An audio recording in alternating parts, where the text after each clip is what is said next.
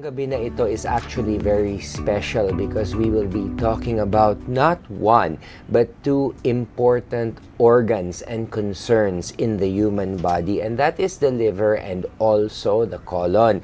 So to let us know more about that, we have a very special guest who was able to give her time this evening to be with us, Dr. Diana Payawal. Hi, good evening, sir, and good evening to everyone. I'm very glad to be here, and of course, always when there is education, we in the gastroenterology and hepatology field would like to be there. Yes, and Doc, thank you. Doc Payawal is a gastroenterologist and a hepatologist. She is the past president of the Philippine College of Physicians and the past president of the Philippine Society of Gastroenterology, and also the past president of the Asian Pacific Study of the Liver, and affiliated with many hospitals, but primarily Cardinal Santos Medical Center and Fatima Medical Center. Tama, Doc? Yes, opo. Okay. Yes. Doc, sige, can we first talk about, because these are both very important, kaya hindi ko alam kung ano yung uunahin ko. But siguro because para bang the colon is associated with food, with digestion, Yes. with nutrient, para bang nutrient absorption, yan na lang muna yung ating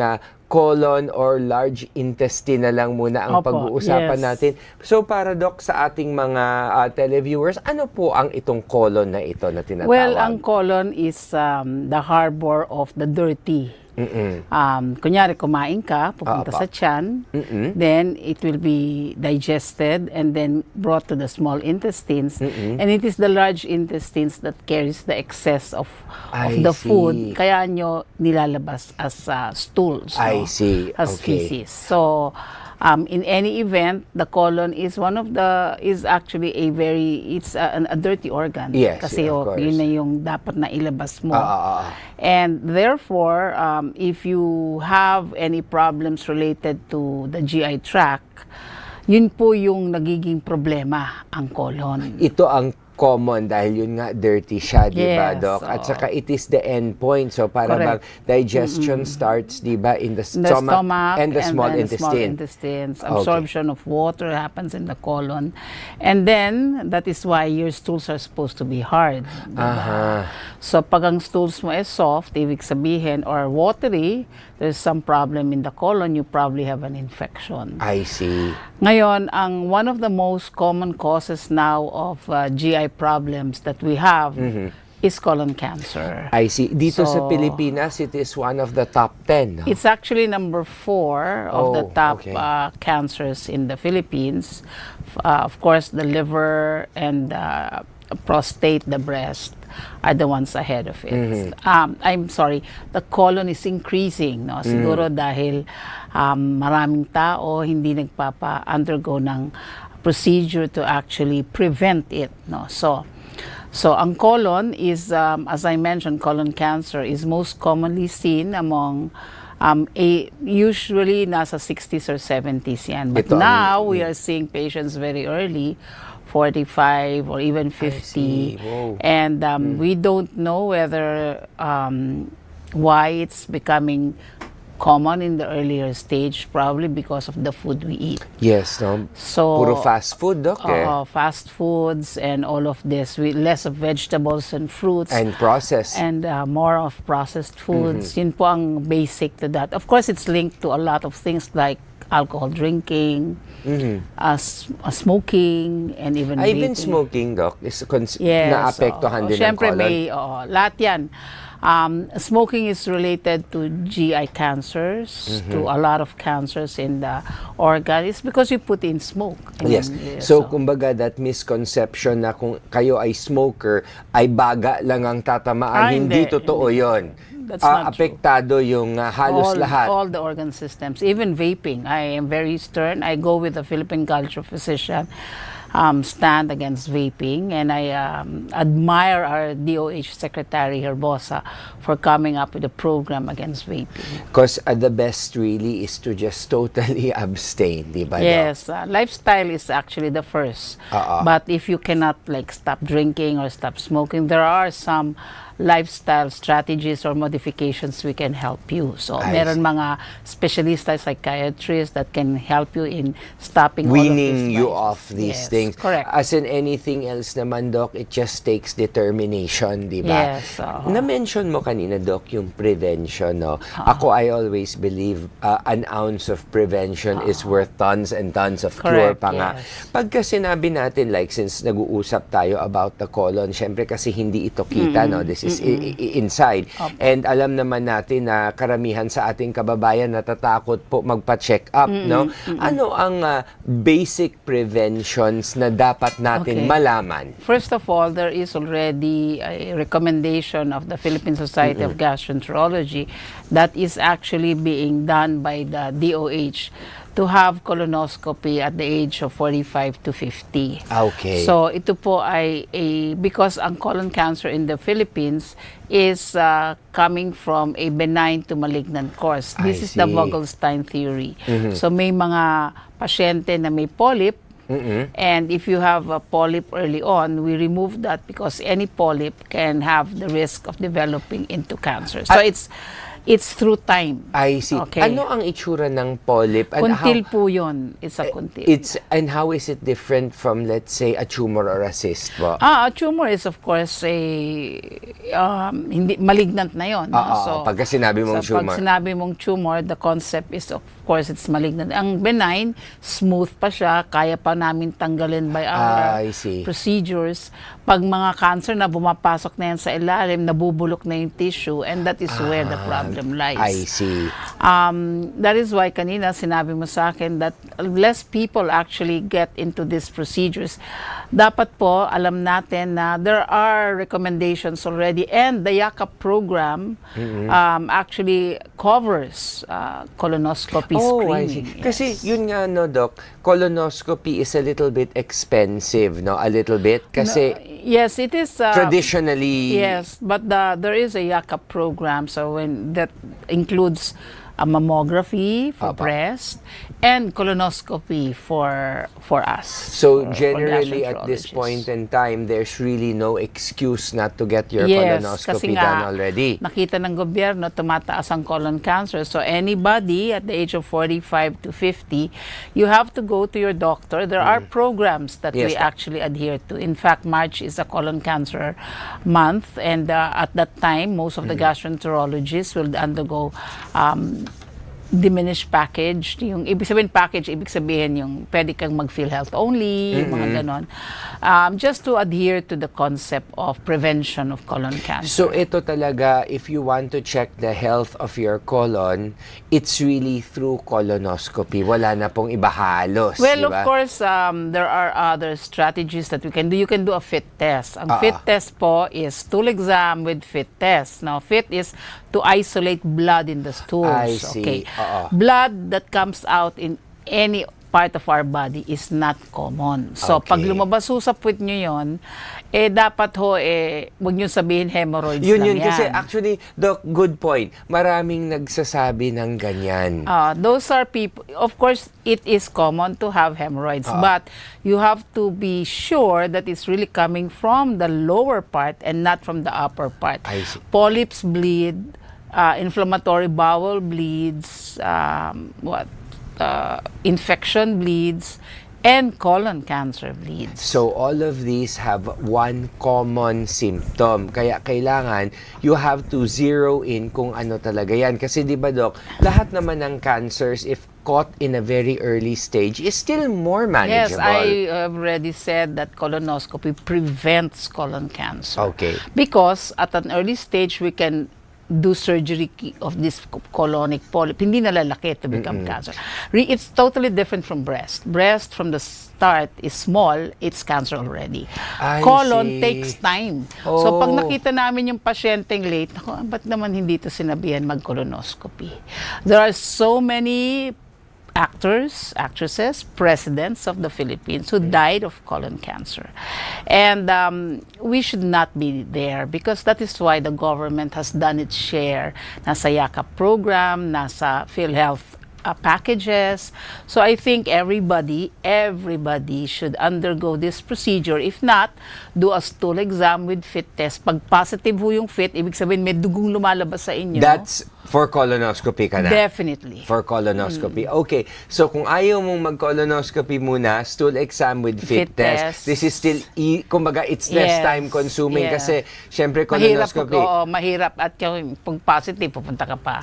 So there are programs that we adhere to. So yun siguro ang medyo magandang mapag-usapan ninyo ng primary care physician. Tama, okay. So, Doc, so basically, all this is all preventive measures, yes, diba? Because as I mentioned, most of the cancers are prevention. Like, tama naman, for yes. breast, as I mentioned, it's totally different. Sa breast, maliit pa lang yung cancer, maliit pa lang cancer.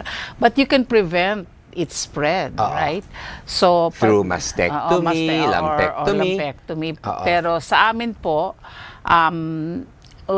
we have a lot of leeway to prevent something because it grows with time. Yes. Of course, there are certain cancers that from the start, it's serrated polyps that actually becomes already aggressive as compared to the benign to malignant. So it's about 10 to 20 years. So parang lumaki yan, 5 years, 10 years. So that's why we recommend 50. Then our age of colon cancer is about 60 to 65. So how long, kung alimbawa, Doc, 50 is your first colonoscopy, routine, how? It depends on what we see. If you're normal, you're good for 5 years. If we see a polyp, it depends on that stage of the polyp. So pinag-aaralan na po namin yan early on. And it's different from person to person, so you cannot generalize. Yes, it's different, especially if you have a history. Iba po, sir, pag ang meron sa pamilya nyo na may colon cancer. Yun nga. That's totally different. Genetic predisposition. You need to have colonoscopy early on because colon cancer is also genetic. Yeah, it's also hereditary. So, in other words, kung alimbawa meron kayong lahi, dapat responsibilidad nyo na talagang kailangan either magpa-cancer markers or itong mga... Well, yes, because it's actually your doctor who should be able to tell you. So, remember when you go to your physician, kinakausap mo na kayo, paano namatay nanay mo, tatay mo. So, more or less, you have a demographics already of what you are. Right. And having said that, ibig sabihin, alam mo na kung paano ka pwedeng mamatay in the future.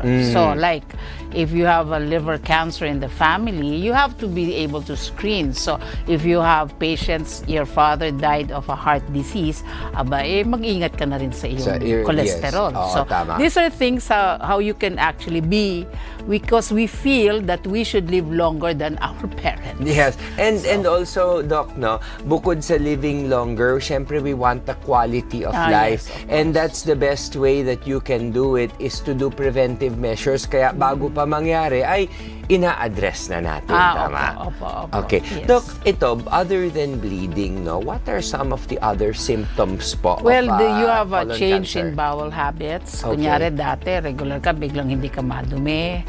Constipation at an po early, ito. Constipation. Because it's logical. Yung dumi, tumatagal sa colon, so there is more contact time. So yun, you actually have problems of translocation. And this is where you now draw the fact that constipation is one of the key factors. Doktora, dumudumi ako lagi, wala akong colon cancer. Mali rin yun. Because at an end stage of colon cancer, you can have more of this kasi nag-iiba kasi yung bowel habits mo. Right. So this is where the problem lies. Even yung frequency is also another. You will also be surprised. There are young patients that we do not have any problems. So that is why may recommendation na kami, not based on symptoms, based on age. Based on so age, 45 to 50, go to your doctor, discuss options. If you don't like, do a fit test. And if it's positive, undergo colonoscopy. Okay, naku Doc, marami pa tayong pag-uusapan. And of course, when we come back, pag-uusapan naman natin yung atay natin because it's also a very important organ. So don't go away. Magbabalik po ang Agapay Tatak Rosa Rosal makalipas lamang ng ilang paalala.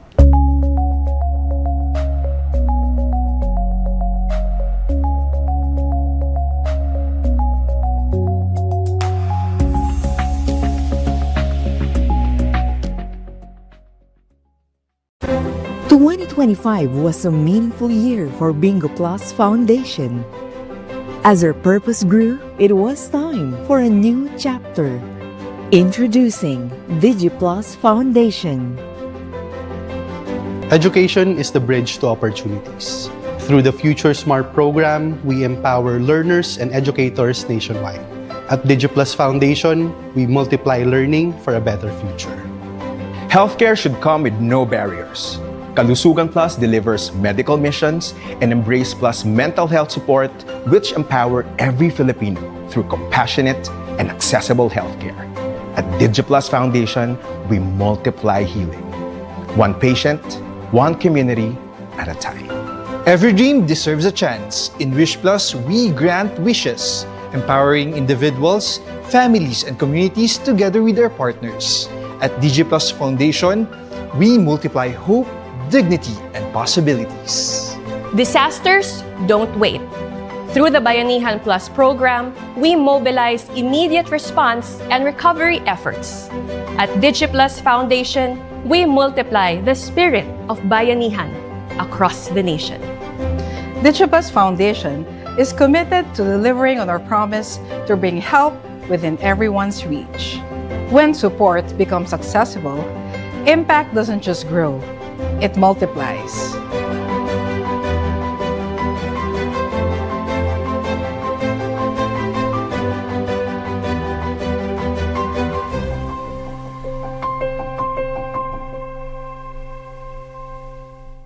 Madaling pa mag-cash in sa Bingo Plus? Sa Bingo Plus. Official partner na namin ng Bayad Center. Easy! License ba yun ng popcorn? Sa Bingo Plus. Kaya responsible gaming lagi. Ang fun! Gaming? Na may insurance? Sa Bingo Plus. Sa PhilFirst, insured ang wallet mo ng 1 million pesos. Safe nga! Talaga namang... Sa Bingo Plus. Partnered with Bayad Center, licensed by PAGCOR, protected by PhilFirst. Sa Bingo Plus. The best players succeed because they set boundaries. Every great athlete wins with control. Always have a game plan.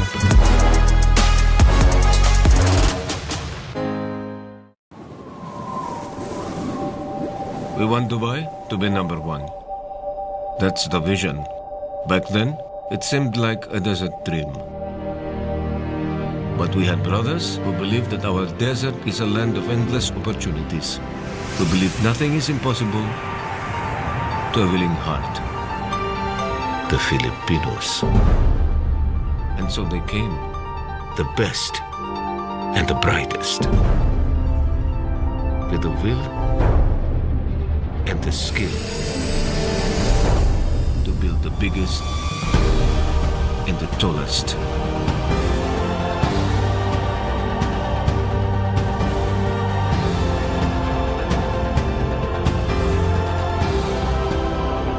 Shukran, brother Filipinos. Your hearts and your minds help give life to our Dubai dreams. I am Chris. I am the Philippines.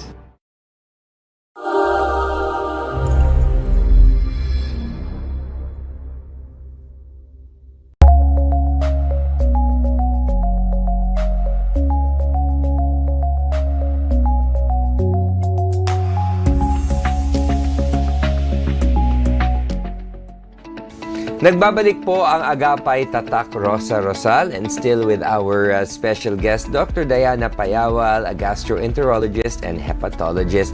Doc, kanina we were talking about colon cancer, colon concerns, and the most important thing is preventive and also recognition of symptoms. Correct. Ngayon naman, because you have two specialties, and very important din itong ating atay, Doc, no? Because if I'm not mistaken, it is one of the largest organs, di ba, yes, of our that's body. true, but it seldom complains. Yes.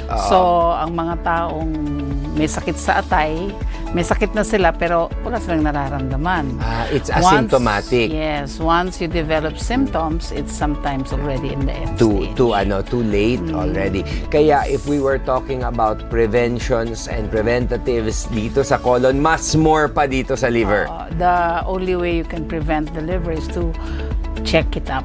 How Have do a you do checkup. that? Well, SGPT, SGOT, blood test ba? Blood test, then we have now a test to isolate fibrosis, ultrasound, and of course the fibroscan. We do a lot of checking of the test, yung mga apti test.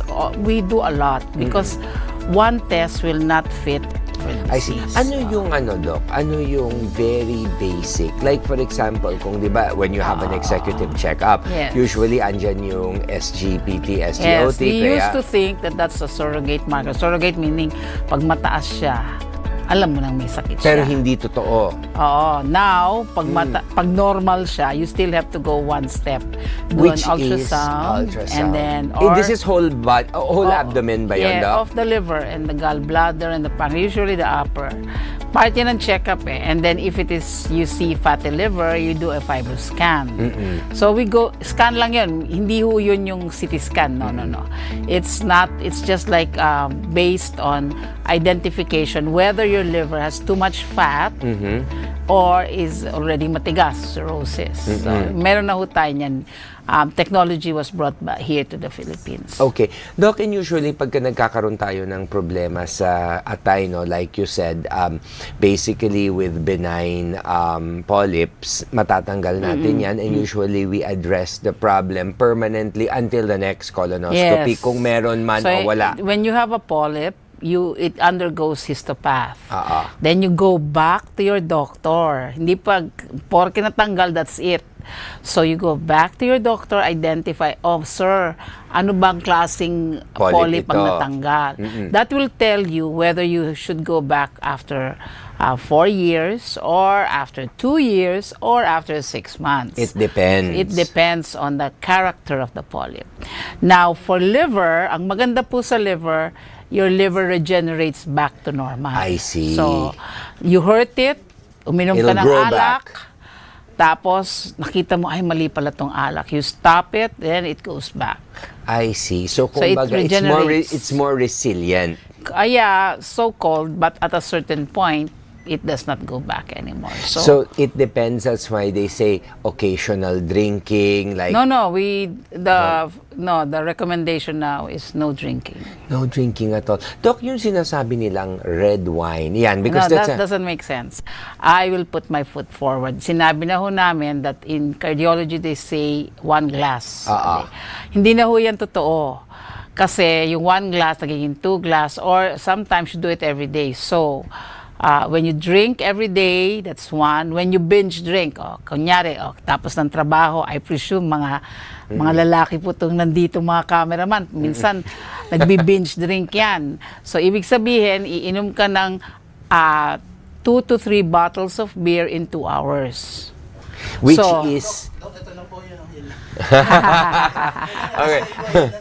So, Doc, pagka ganyan, no, ang nangyayari is you are sort of suffocating the liver, tama ba yun? Or drowning the liver? No, alcohol is a direct toxic effect on the liver. Direct toxic. Direct yan, hindi na yan direct yan. So, you remove it, you don't need to do what other people, ito ho, inumin nyo, pag uminom kayo na you just stop drinking, it goes back to normal. But as I mentioned, at a certain point, kunyari, umiinom ka na araw-araw, nagbi-binge drink araw-araw, you can actually develop already a liver disease. I see. What are some of the common liver diseases, Doc, at least? Well, in the Philippines, the most common before the vaccination of hepatitis B is hepatitis B. Then, because of the drugs before, hepatitis C came into the picture. Oh, ang dami na nga eh. Pero, huwag na natin yes. But drugs is highly related to hepatitis C. Ngayon po, ang nakita namin, kasi nga maganda na yung vaccination program, hindi naman maganda, but it has... More complete. Yeah. I think more people advocate vaccination for their children. Ngayon po, fatty liver disease, dalawa ho yan. This is lifestyle also. Alcohol and non-alcoholic. So yung alcohol, of course, as I mentioned, we don't advocate drinking, especially if you have fatty liver from the start. And if, let's say, for metabolic-associated fatty liver disease, if you have high cholesterol, high triglycerides, type 2 diabetes, obese, 10% over excess body weight, your risk to develop liver disease is very high. I see.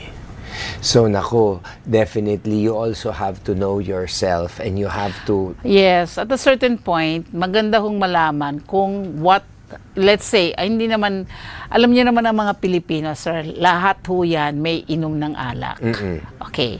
So, you need to know how to drink. If ever you have to drink, hindi ho laging everyday. I directly abhor the drinking of heavy drinks, yung mga gin, mataas ho ang alcohol content nun. Right. Spirits is now becoming one of the more common thing, wines and all of this. But remember, red wine carries a high alcohol proof content than white wine. So, talaga, Doc. So, white wine is less alcohol proof. So, but some people do not like white wine. They want a heavier one. So, I think the point is not to drink every day, not to binge drink. Let's say you are in a meeting, okay lang yung 1 or 2, couple of but sips next also. day, huwag ka na uminom.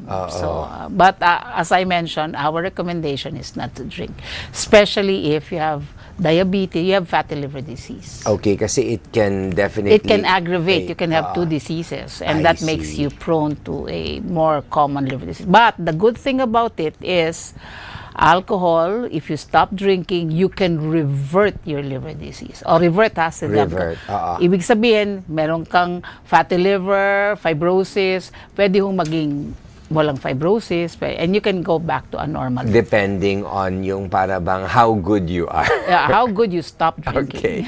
Okay. Pero Doc, no, because we come from yun nga a drinking culture, no. So sa ganito, how often should people really check their system? Like kanyan. Kami ho, what we recommend is you, at least after the age of 45 to 50, you do your labs already. Okay. So alam mo na kung anong dapat mong gawin. No? So, and you more or less identify, kunyari mataas ang cholesterol mo, then, especially for men, the recommendation now is gone down to 30 to 35 years old. Kasi po, nakikita namin at 50s, maraming inaatake sa puso. So, you go backtrack. So, identify, nandun ka ba? Mataas ba cholesterol mo? Mataas ba LDL mo?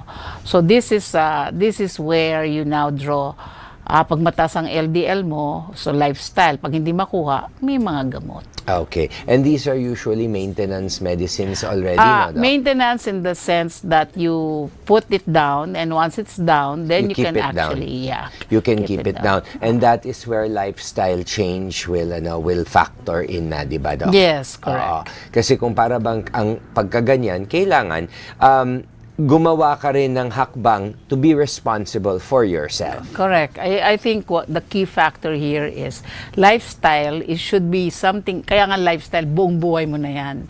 So from the start, I think all textbook tells you fruits and vegetables, Mediterranean diet, nuts, are actually the #1 food that we need to take. But sometimes may lechon tayo. The Filipino food is highly salty and highly fatty. So you need just to choose your food. Okay, and also with the frequency or balancing the things that you need to do. Yes, and of course, at the end of the day, you need to do a checkup. Doc, speaking of checkup, di ba usually this is recommended at a certain age annually, no? Pero kung alimbawa, you also have an excessive lifestyle, sometimes you have to do it more often than once a year na rin. Well, the key there is you check up, find out kung mataas ang cholesterol mo or your sugar is up high and your liver is, then you repeat it. You do certain lifestyle, after 3 or 6 months, it doesn't go down. I think you need already to see your doctor for medications. Right.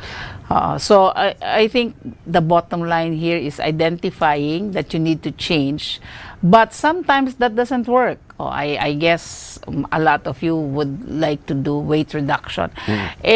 Doktora, wala na akong kinakain, tumataba pa ako. So there are now new drugs that helps you on weight reduction. So these things are very important because before you have an end organ damage, meaning before masira po yung puso nyo, before masira po yung kidney nyo at yung liver ninyo, then you start to identify already, talk to your doctor whether medications will help. Kasi yung mga ibang organs, no, like for example, kidney, pagka nasira mo yan, that is irreversible, di ba? You will just have to manage. Well, it can progress. No? So, what you don't like is progression. Sa liver, what you do like is reversion. So, yun yung difference naman natin. Okay. Doc, I know that this is a little bit before we go on a break, no? Pag-usapan naman natin yung obesity in children. Marami na ngayon, Doc. Yes, that's why now... Napapansin ko, parang they're... Yeah, because before, I have 3 kids, and dati ang nasabi ng mami ko, pag mataba ang anak mo, less yan nagkakasakit. Ay, hindi na po. So, ngayon po, what we need to advocate, especially now with technology, people just do not do, they do sedentary, computer or so I think we need to go back into telling them to play sports, right, to do things, because that's how you advocate the discipline not only of sports but also of lifestyle. And also, sa totoo lang, on top of everything else, it also makes you look better because you will be more fit, di ba? People who exercise tend to look younger. That's why now we have a correlation now with pediatric and adults. So this is the transition of medical care from the pediatric room, because of what you said, they start very early, we pick them up, and we tell them already as early as that time how to actually change. And the mother and the family support system is very important. Is very important. They also have to make sure that discipline, di ba, and proper values are also not only in the classroom but also for the body, because sa totoo lang, at the ako, I always say this, Doc, ang tunay na kayamanan natin ay yun ating kalusugan, because yan ang nadadala natin kahit saan tayo pumupunta, di ba? It's, at a certain age, functionality is priceless. Yes, that's true. At saka ito po ang uubos ng inyong retirement benefit. Kahit na bilyon ang pera mo, kung alimbawa, you get diagnosed. Everybody, no matter, well, you know how Steve Jobs died of pancreatic. So, nakikita nyo po na kahit gaano kayo kayaman, at the end of the day, it's your health that will actually tell you. So, we all want to live long, to have a very good lifestyle after retirement. So, I think checkups, lalo na siguro yung may mga kumpanya na may mga sistema naman ng HMOs. No? These are Take very... advantage of it. Ang kadalasan kasi, because when you're young, you think you cannot You're invincible. Totoo. Kala mo, you can do anything, which is I'm also guilty of that. So, no? what we now tell our younger members, actually the one visiting my clinic now are younger, which I am very happy because they see their disease early. And they see the importance of having a doctor on board. Kasi katuwang natin ito sa ating kalusugan. Well, now kasi technology has gone its role. We have telemedicine. I always say the Philippines is an archipelago, meaning we are separated by bodies of water. Having said that, if you are in the northern part of the Philippines, you can still get a medical specialist by telemedicine. So yan po ang one of the ways we actually produced during COVID. So ito po ay na-pick up, and as we have always said, dapat po nasa gabay po kayo ng isang doktor. It doesn't have to be a specialist. You can have a primary care physician who will tell you, ito, pang-specialista na itong sakit na to. Then you see a specialist. Okay, so Doc, it's also understanding your body and linking it to the right physician. In fact, in Europe, we send these gadgets. No? So we send gadgets. They send gadgets to this person. Kunyari, nandun sa northern part, papadalang kayo ng pulse ox and all of this, isang gadget. And then you take your parameters there and send it over to us here in Manila, and we can actually label yung mga blood sugar. Marami na akong gumagawa niyan sa atin. Meron din yung mga nakakabit na. Mga gadgets. So in other words, healthcare, distance should not be a problem. Okay, that's very important. It's not an excuse na hindi kayo, hindi nyo aalagaan ang kalusugan ninyo. So, anyway, Doc, thank you very much for that. And magbabalik tayo on the 3rd. We will be talking about possible solutions na lang yung in general para sa ating mga kababayan para manatili silang malusog sa pagbabalik ng Agapay, Tatak Rosa Rosal.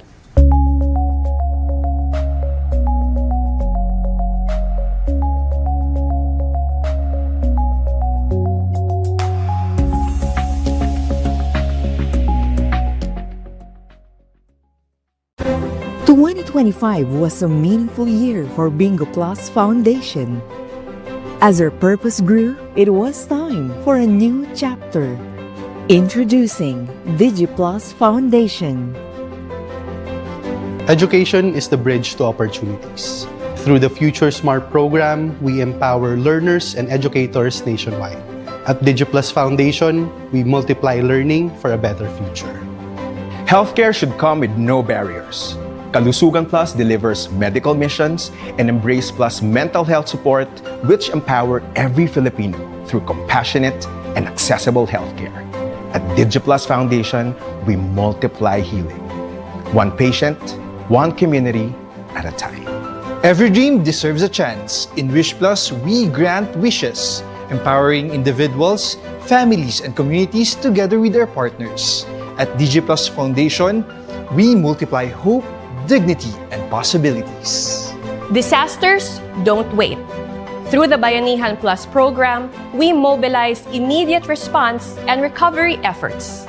At DigiPlus Foundation, we multiply the spirit of Bayanihan across the nation. DigiPlus Foundation is committed to delivering on our promise to bring help within everyone's reach. When support becomes accessible, impact doesn't just grow, it multiplies.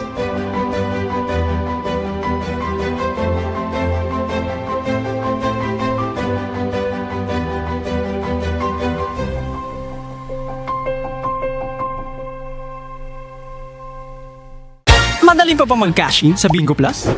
Sa Bingo Plus, official partner na namin ng Bayad Center. Easy! License ba yan ng Pagcor? Sa Bingo Plus, kaya responsible gaming lagi. Ang fun! Gaming? Na may insurance? Sa Bingo Plus, sa PhilFirst, insured ang wallet mo ng 1 million pesos. Safe nga! Talaga namang... Sa Bingo Plus, partnered with Bayad Center, licensed by Pagcor, protected by PhilFirst. Sa Bingo Plus. The best players succeed because they set boundaries. Every great athlete wins with control. Always have a game plan.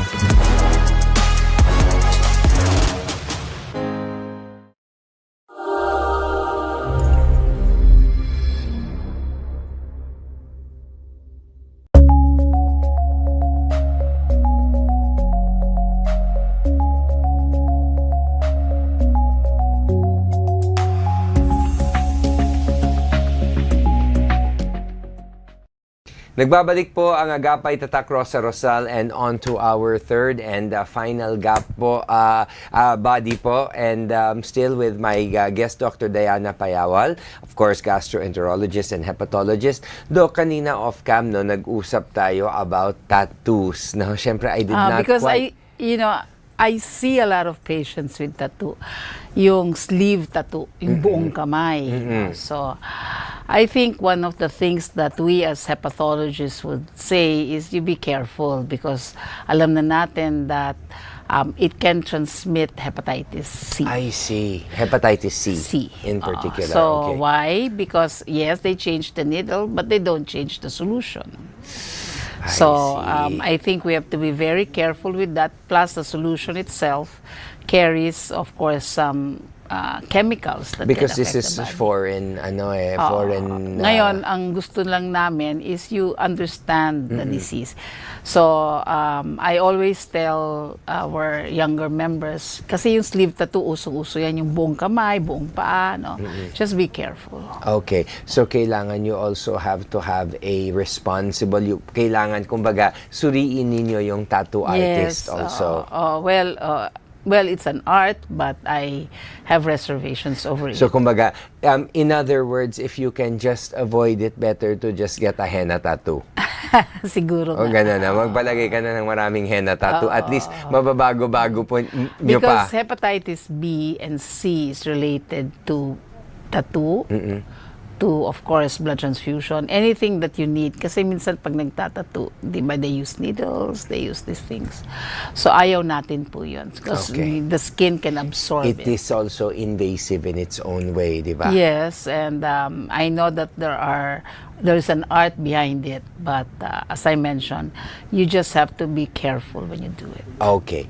Okay, Doc. So that is a good footnote, no? So ito, Doc, how do we give advice, no, to our viewers dito sa ating programa and sa ating bansa on how to take care of themselves better? Kasi I think that this is really something hindi nila nare-realize until it's too late, Well, of course, the recommendation has been there.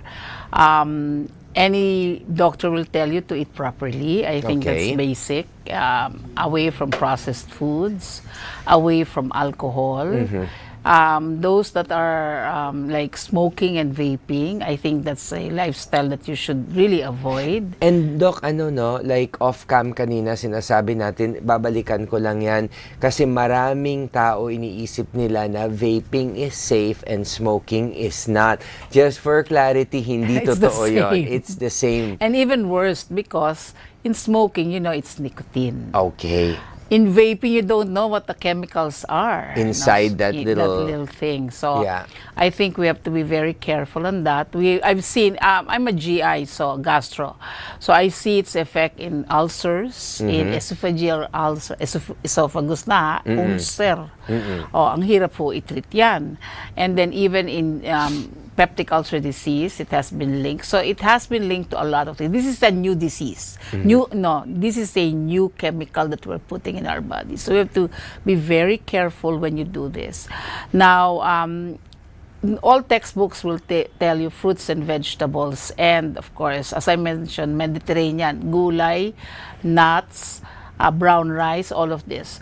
Now, you have to be very careful because diabetes in the Philippines is rising at 1 to 2% per year. So, which means, carbos, white rice. So, you have to be careful also with what you eat. So, I think choose your food wisely. And of course, at the end of the day, sleep is important. Those are the things that hindi ko na yan nakukuha. 2 to 3 hours a night is already a lot. I think there are already a lot of articles. The data is very robust on sleep as a way of preventing diseases.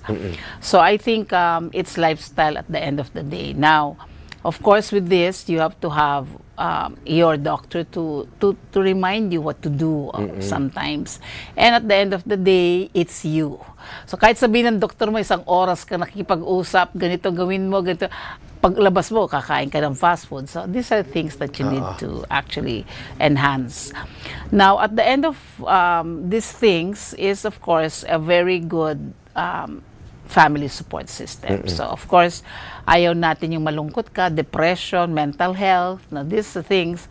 So it's a holistic strategy that you have to have. Tinitingnan natin po yung kabuuan. Correct.